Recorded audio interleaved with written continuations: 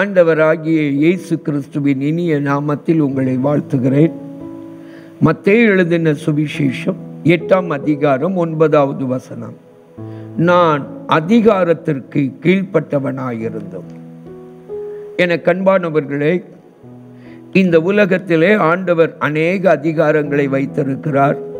குடும்பம் அதிகாரத்திற்கு நாம் கீழ்ப்படிவதற்கு ஒரு நல்ல பயிற்றுவிக்கும் தளம். குடும்பத்திலே ஆண்டவர் வைத்திருக்கிற ஒரு அமைப்பை வேதம் நமக்கு சொல்லுகிறது. எபேசியர்கள் நிருபம் 6ஆம் அதிகாரத்திற்கு நம்முடைய வேதத்தை திருப்பி 1வது வசனத்தை வாசித்து பாருங்கள். அங்கே வேதம் சொல்லுகிறது, பிள்ளைகளே, உங்கள் பெற்றாருக்கு கர்த்தருக்குள் கீழ்ப்படியுங்கள், இது நியாயம். 2-3 வசனம் என்ன சொல்லுது பாருங்க. உனக்கு நன்மை உண்டாயிருப்பதற்கும் பூமியிலே உன் வாழ்நாள் நீடித்திருப்பதற்கும் உன் தகப்பனையும் உன் தாயையும் கனம் பண்ணுவாயாக என்பதே வாக்குத்தத்தமுள்ள 1ஆம் கற்பனை. இன்னமும் வேதத்தை பாருங்க. கொலோசியர்கள் நிருபத்துக்கு நம்முடைய வேதத்தை திருப்ப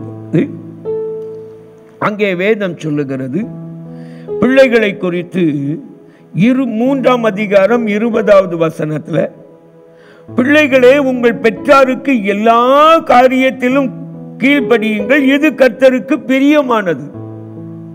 எபேசியர் 6:1 சொல்லுகிறது நியாயம். கொலோசையர் 3:20 சொல்லுகிறது இது கர்த்தருக்கு பிரியமானது. அப்போ உங்க வாழ்க்கையை கொஞ்சம் யோசித்து பாருங்க. உங்க பெற்றோருக்கு கீழ்ப்படிவதை வேதம் விரும்புகிறது. தகப்பன் என்கிற அந்த பொறுப்பு இருக்கிறதே, அது உலகம் தந்ததல்ல, அது தேவன் கொடுத்தது. தாய் என்கிற பொறுப்பு இருக்கிறதே, அது உலகம் கொடுத்ததல்ல, தேவன் கொடுத்தது. அந்த பொறுப்பிற்கு ஆண்டவர் பிள்ளைகளின் மேல் அதிகாரத்தை கொடுத்திருக்கிறார். பிள்ளைகள் மேல் ஆண்டவர் கொடுத்திருக்கிற அந்த அதிகாரத்தை புரிந்து கொண்டு பிள்ளைகள் கீழ்ப்படிய பழக வேண்டும். பெற்றோர் அந்த அதிகாரத்தை புரிந்து கொண்டு பிள்ளைகள் மேல் செலுத்த வேண்டிய விதத்தில் அவர்கள் மேல் அந்த அதிகாரத்தை செலுத்த வேண்டும். அதற்குத்தான் வேதம் அழகாக சொல்லுகிறது, பிதாக்களே, உங்கள் பிள்ளைகள் திடனற்று போகாதபடி அவர்களை கோபமூட்டாதிருங்கள் என்று வேதம் சொல்லுகிறது.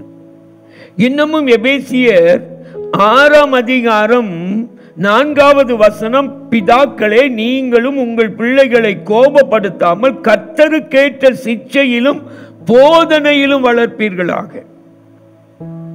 கோபப்படுத்தாதிருங்கள்ங்கிறதுனால அவர்களை சிட்சிக்க கூடாதுன்னு அர்த்தம் கிடையாது.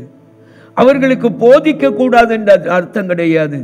பெற்றோர்களுக்கு கொடுத்திருக்கிற அந்த அதிகாரத்தின் பின்னே சிட்சையின் உரிமையும் போதனையின் கட்டாயமும் அடங்கி இருக்கிறது.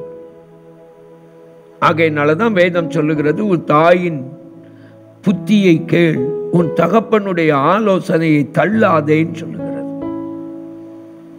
தாயையும் தகப்பனையும் கனம் பண்ண வேதம் சொல்லுகிறது. தாயையும் தகப்பனையும் கனம் பண்ணாத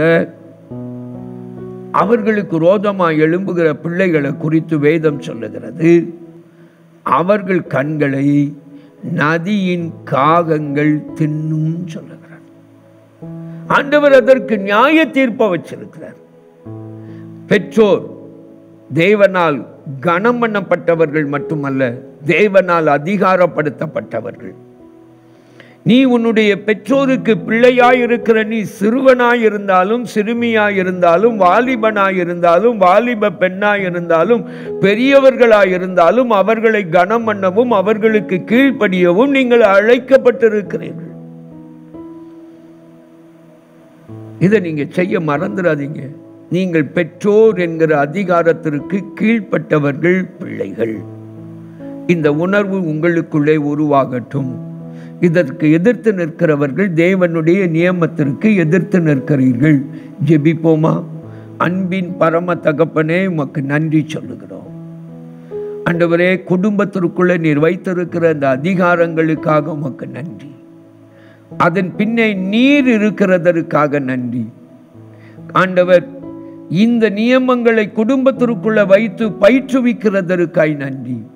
எங்கள் பிள்ளைகள் அதை கற்று உணர கீழ்ப்படிதல் உள்ள சந்ததியாய் வளர கிருபை தாரும். இயேசுவின் மூலம் வேண்டிக் கொள்கிறோம் பிதாவே, ஆமேன், ஆமேன். அன்பானவர்களே, உங்கள் ஜெப தேவைகளுக்கும் மேலதிக விவரங்களுக்கும் தொடர்பு கொள்ள வேண்டிய எங்கள் முகவரி: சகோதரர் பி. பொற்செல்வன் ஆசீர், கிருபையின் ஊழியங்கள், ஆபிரகாம் நகர், பெரிய நாயகபுரம், தூத்துக்குடி 628101.